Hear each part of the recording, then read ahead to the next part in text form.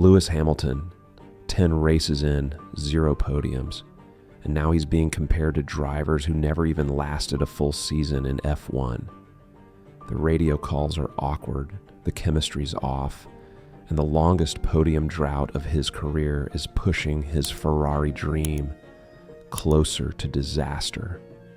Even insiders are saying this isn't a cold streak or it's a collapse. So what's really going wrong?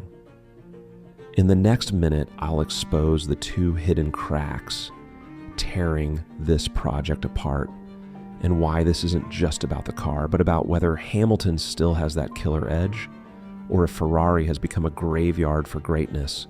Don't blink. 10 races, 0 podiums. That's not a stat anyone expected to hear about Lewis Hamilton, especially not in red. But here we are. And Robert Doornbos couldn't help himself. "I feel for the guy," he said with a laugh. "I did 11 races and didn't get a podium either. Funny, until you realize he's dead serious. Because this isn't just a cold streak. This is the longest podium drought of Hamilton's entire career. His only moment of glory this season, a sprint win, not even a full Grand Prix victory. His best Sunday result so far, P4 at Imola, 2 seconds off the podium. And those seconds might as well be minutes in F1 terms. What's worse, if he slips one more spot in the standings, he matches last year's P7 finish with Mercedes, the worst season of his career, repeated. And here's the thing, the warning signs were there early. The tension with his engineer, Riccardo Adami, has been hard to ignore. Radio exchanges that sound more like miscommunication than strategy, like 2 people reading different scripts in the middle of a high-stakes performance.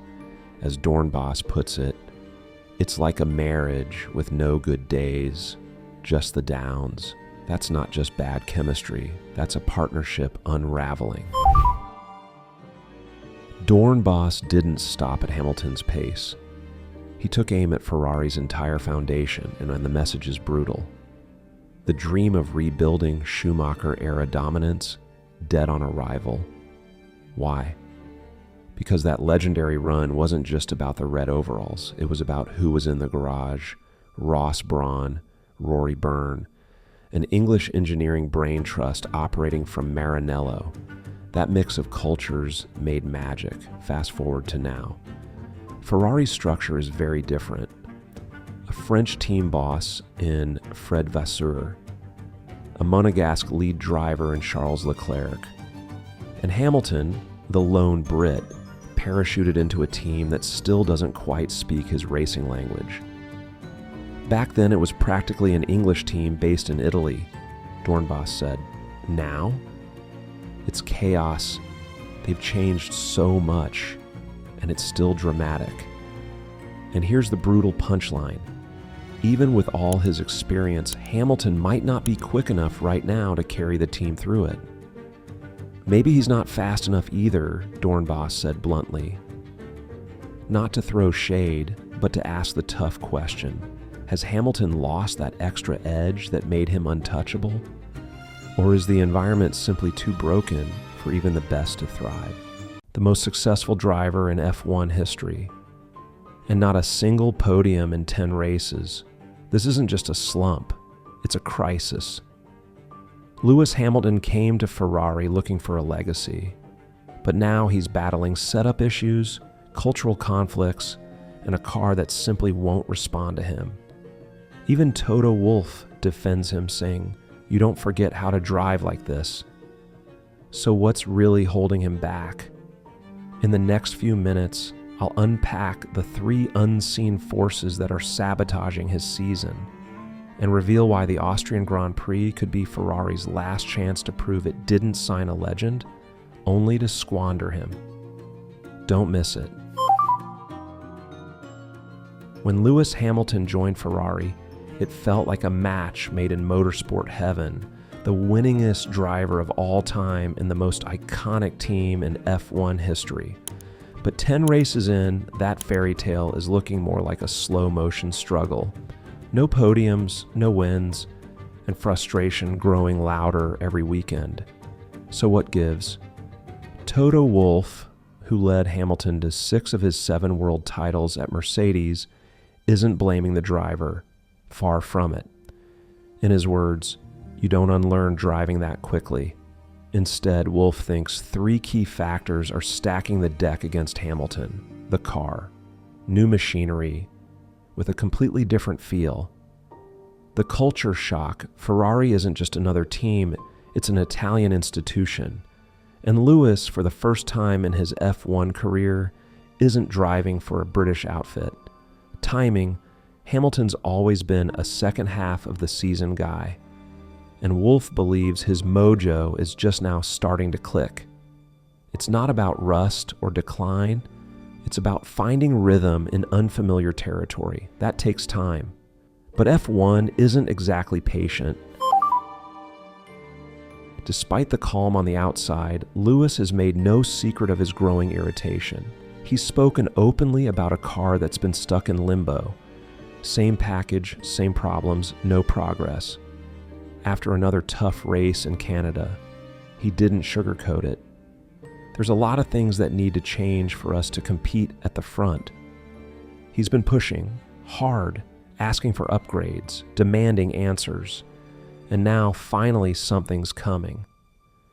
Ferrari boss Fred Vasseur has confirmed that new parts are on the way, possibly debuting as soon as the Austrian Grand Prix.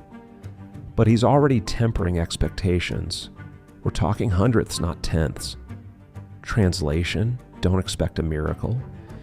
These aren't game-changing updates. They're tweaks, refinements aimed at helping Hamilton settle in, not launch him back to the top. And that might be exactly the point. This phase isn't about chasing wins just yet. It's about rebuilding confidence, connection, and chemistry. About adapting the car to Hamilton's style and adapting Hamilton to Ferrari's world. Wolff is right. You don't just forget how to be great, but even greatness needs the right environment to thrive.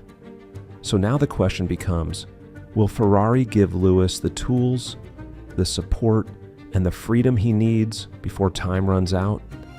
Because if they don't, this won't just be a missed opportunity. It could be one of the biggest what-ifs in Formula One history. Hit that like, subscribe, and turn on notifications. Because Lewis Hamilton's story at Ferrari is just getting started, and the next chapter could be the most revealing one yet. What if we told you Charles Leclerc is stepping out of his Ferrari again, and a 21-year-old rookie is jumping in to take his seat at the Red Bull ring? No, this isn't the start of some far-off F1 future. It's happening this weekend, and it's not just one young gun making waves. There's a quiet youth revolution about to shake up FP1 in Austria. This is where the next chapter begins. Let's talk about the 2 young drivers taking center stage and why it's way more than just a Friday practice. Ferrari has confirmed that Charles Leclerc won't be in the car when FP1 kicks off at the Austrian Grand Prix. Instead, the spotlight will shine on Dino Beganovic, the Swedish rising star in the Scuderia's junior ranks. This won't be Dino's first rodeo. He made his FP1 debut back in Bahrain earlier this season, also taking over Leclerc's car. Now he gets another shot, this time on one of F1's fastest circuits. And he's not just there to make laps. He's driving the same car Lewis Hamilton is trying to turn into a title contender. That alone tells you how much trust Ferrari is placing in him. Beganovic is in the middle of his first full Formula 2 season with high-tech GP, and he's already showing promise. 2 podiums in the first 12 races. But he's not just racking up F2 mileage. Earlier this year, he tested Ferrari's older F1 car in Barcelona during a TPC session, gaining valuable experience behind the wheel of top-level machinery. Now back in the spotlight for FP1 in Spielberg, Beganovic isn't just ticking off a junior program box. He's laying groundwork, proving he belongs on this stage and maybe one day on the grid for real. But Beganovic won't be the only young talent with a golden opportunity this Friday. Over at McLaren, 19-year-old Alex Dunne is getting his first taste of a current F1 car, stepping into Lando Norris's MCL 39 for FP1. Dunne's been making serious waves this season. He currently leads the F2 championship by just 3 points after 2 big wins in the opening half of 2025. He's already tested the 2023 spec McLaren at Zandvoort and Austin, but this weekend is different. This is the real thing. Live session, real data, no safety net. The Irish driver has been steadily climbing through the McLaren driver development program, and his FP1 debut is a huge step. He's calling it a dream. And make no mistake, this is a tryout at the highest level. Just like Beganovic, Dunne's performance in Austria could shape his next career move. And here's the twist.